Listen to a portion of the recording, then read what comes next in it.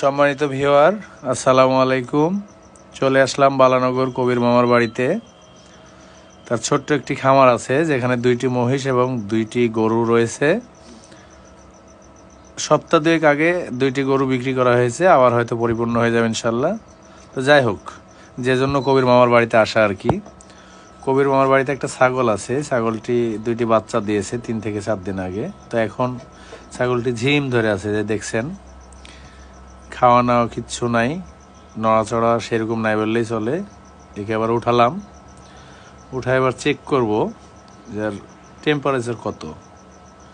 Temperature দেখে আমরা বুঝবো আর কি যে কতটা অসুস্থ বা কী সমস্যা। যাই হোক, অ্যাটলিস্ট তাপমাত্রা চেক করলাম।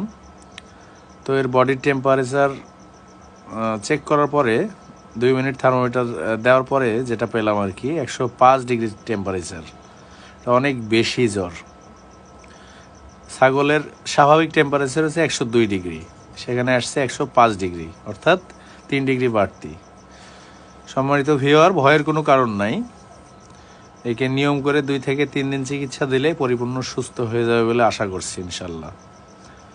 ধন্যবাদ সবাইকে আমাদের প্রত্যেকটি ভিডিও দেখে আমাদেরকে সহযোগিতা করার জন্য। এভাবেই পাশে থাকবেন। ধন্যবাদ।